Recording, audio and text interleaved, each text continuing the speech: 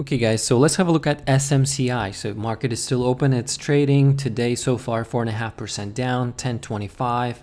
So yesterday's high 1155, support I was watching 1080 and 1045, and then 1000 as a psychological level. And yesterday, yeah, I did have a spread that I closed it out for a decent profit, because it did move within its average true range. So average true range for the stock is $94, $95, and this flushed down all the way to 980. It was exactly from yesterday close about $96.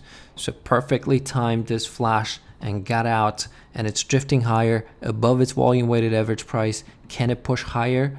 Well, I'm watching 1045 as a resistance. I'm watching pre-market high 1080, and I'm watching yesterday's high as a resistance levels. These three resistance levels for SMCI.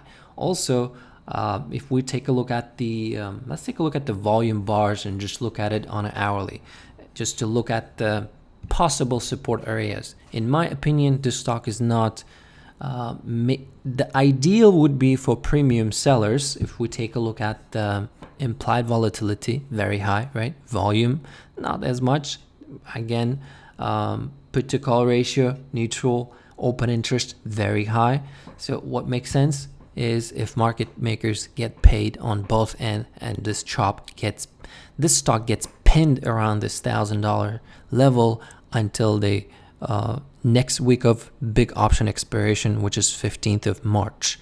So and then 18th of March it will be traded in S&P 500. So far it's still in Russell 2000. So volume shelf bar, so 1009, basically today's lows all the way to 966. Looks like a lot of volume was traded in this level, so I'm going to be considering this area as a support, and I'll be considering this area of 878, 850-ish area as a support. So these are the big support levels I will be watching, and maybe even this 900, the breakout level before the announcement of inclusion as a pivotal support as well for SMCI. And if we take a look at just today's volume, not much happening because implied volatility is very, very high. And if we just go to March 15th, just to take a look at the open interest for SMCI, you can see there are many calls and puts that are far outside of the money. So if those decay, look at it, like for March 15th, let's just take a look at 1300. Today, 1600 contracts exchange hands at $29 per contract.